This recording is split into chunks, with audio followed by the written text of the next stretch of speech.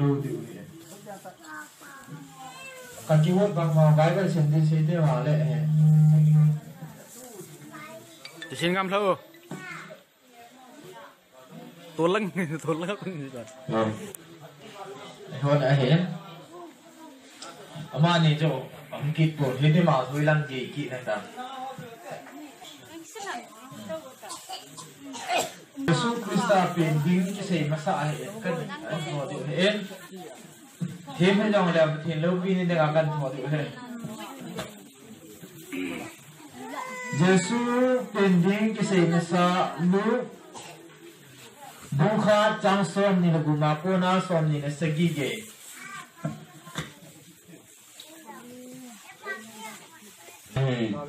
Chúng chọn kẻ sa gasta chun lấy se chung chang lu se min sun dingin thu apen ahi. Chu sai gama koinas gam vai pu ahi lai za min kisut masapen ahi. Chun mi jo se chu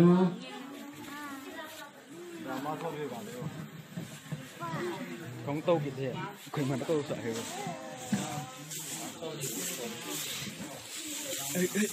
chặt không có tí chặt không ta sừng không có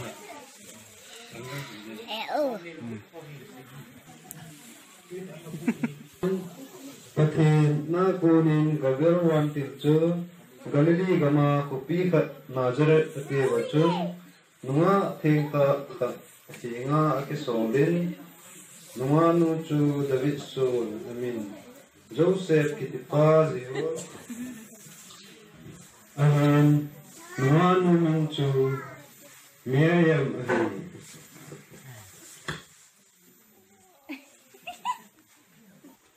Tuyên van til chu amanu hing alu nin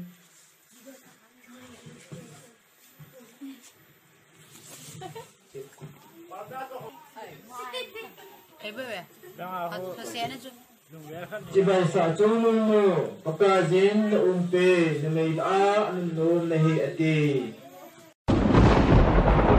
ano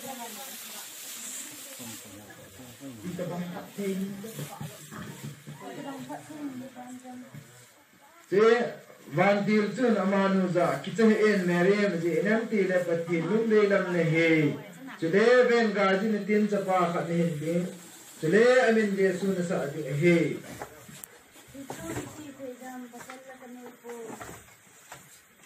Jung nung pen chapa ki ti ding a he chule pakai pathinin ama chu apu David lam to na pe ding a he ama Jacob Su ho chunga leng changa tun so kia vai pu ding agamin iti tan long le ki pai ti anei lo ding hi ati den te ma pakai su ni sakingan bisi bang bang sitahan chun Miriam van tilza chun hichu ati ding ham pasara kanei pon ati chun van til chun adon minen aza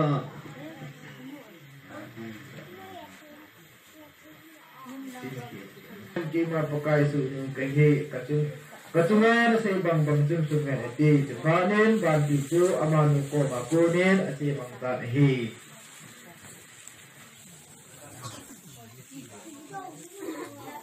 Joseph ko ma banti akila ni kyo bungkhat Nupur bungkhat changsom lagi na puna changsom ni chan Jesu Christa pen utan chu miti ahi anu Miriam Joseph min azi holding ahol ahin aki go masang honin amanu chu thagau thenga konin agai iki het do tan ai wangin en nei pu Joseph chu mi chon phata ai zein thang phonga japi sei thangin aum sa nun hi in Vu thimin khen pi ding lum angai tu tan hi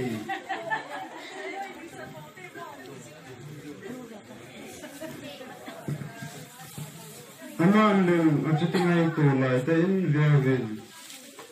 pakai wan til khanin amun akimu sa in azaa nu hi bo David chapa Joseph min nei pi merin ki pu ding or mo in Izinem tile ama nakauti ngapuna guys ahi. Ama nuso in tin chapa ka hinding ahi. Hintin anin Yesu nasa ading ahi. Izinem tile ama taasun. Ami te achon si nawakuna ahu hinding ahi. Pagkajin himgaw kama asay tu. Ven numa nutu himgajin din chapa ka hinding ahi. Today, amin imulian asa dighi ati. Kung akipat na yun,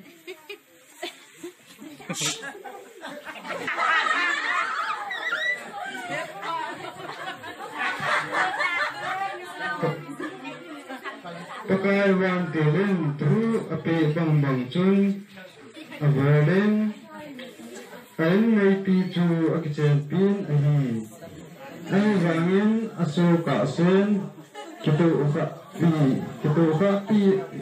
lohelin amin chuin asa chu amin Jesu asa tay.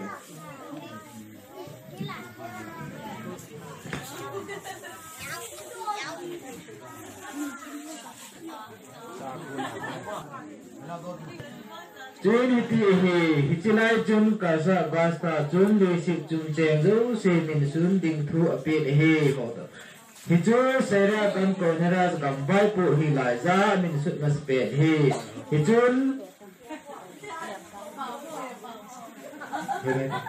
Hichun mizo se chu amin sun dingin ama oda jeda. Ama kopi ti a achi he le Joseph zong chu David inko le apung ahi ji chun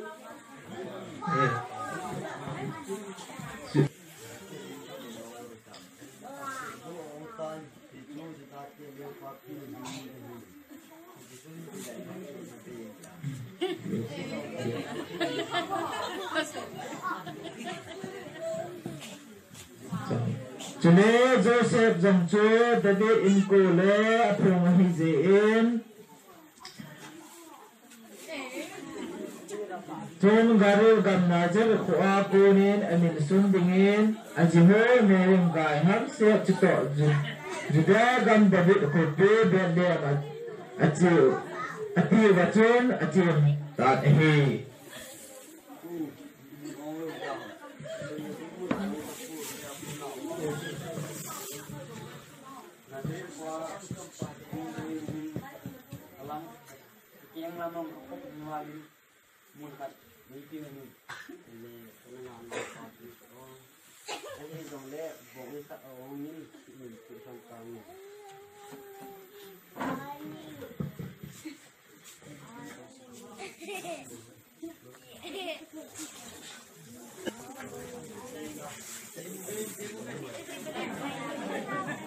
kina no bungni changgit bungni chang som sonani na be hote Chile chigama chun lobza wa tu ge kyang moi chim ho aun zanin akyang moi honu anga un ahi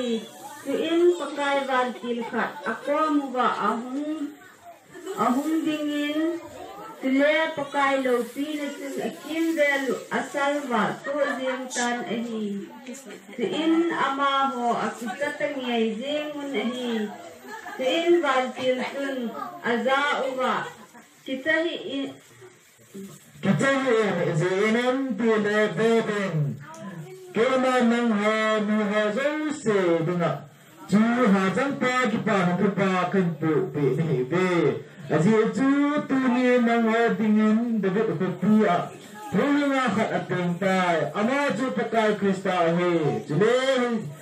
hi nang ha dinga le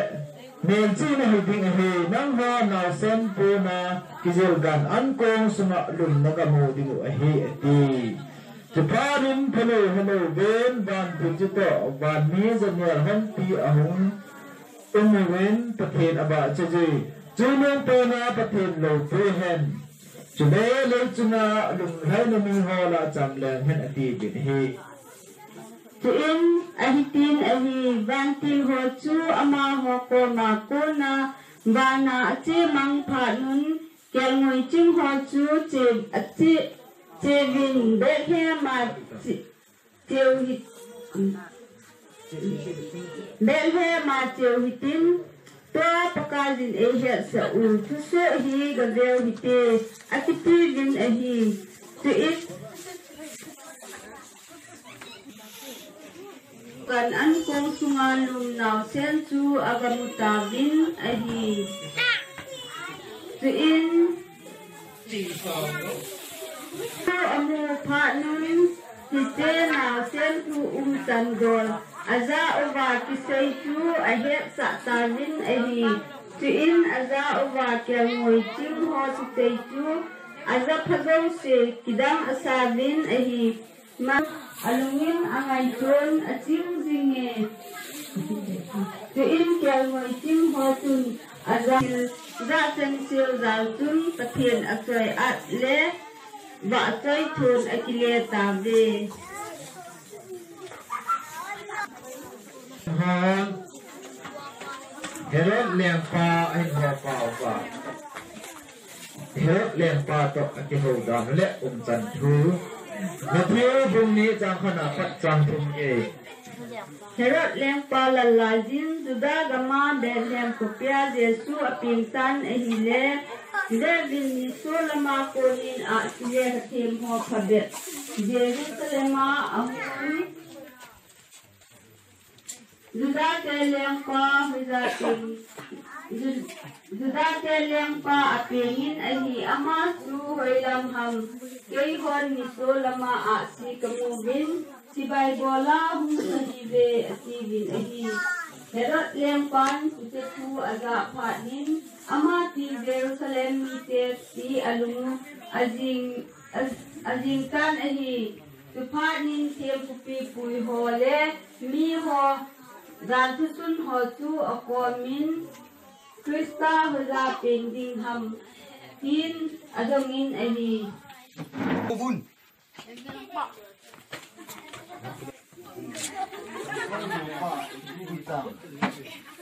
Kita dia lepas piling tu kesan, boya piling ham.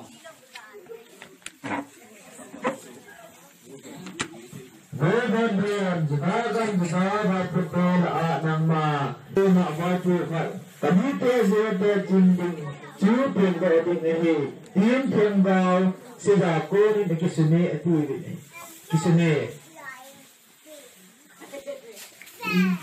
asliya ka them ho chu good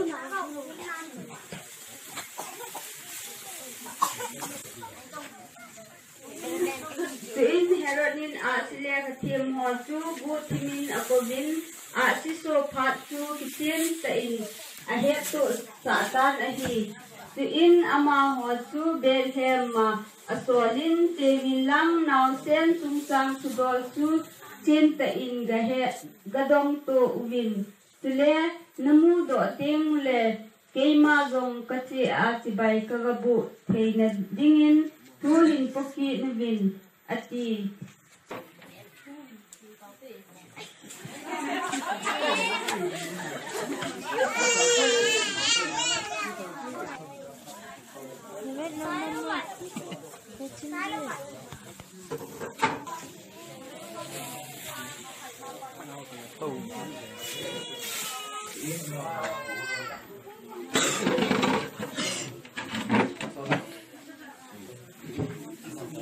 in ama ho in suma anu nun ahile naw sen chu anu Mariam to amu thabin ahile abo okumun ama chu sibai abo tabin ahi tu in athil lubon se u aso tabin kipamanin sana dego le mor ama chu apetabin ahi Suzovin ama amanguwa Herod henga lama akile ki lo na dinguwa ประเทศนี้ไอ้ ตังคูเด็กเนื้อเอ็นเฮรอดอาศิเลกทีมพรอาทิมพระอุอาเคียต่อพระเนนอลุหังเตเซอินมีอโซเรนอาศิเลกทีมโวกูนาพระเฮติดุมซุยจุนเดินเทมาเลกินเวลซีอาปัสสัยตะปังกุมนีอาพระนุนังซีอัฐตาเฮ Asli katinom ekim ra tu kazatan hi. Spy ho, Jevin lang betem de kim vela. Now sen pumi ata muilang. Gatanun. Le ngewa ra ki thorin ki thor sanga su ki ja ki lo kan ta pemen ati go su bang ma wa ko ki go mo ha le le ra ma bang ma ko chun chi ra ka pin ka tu ta ne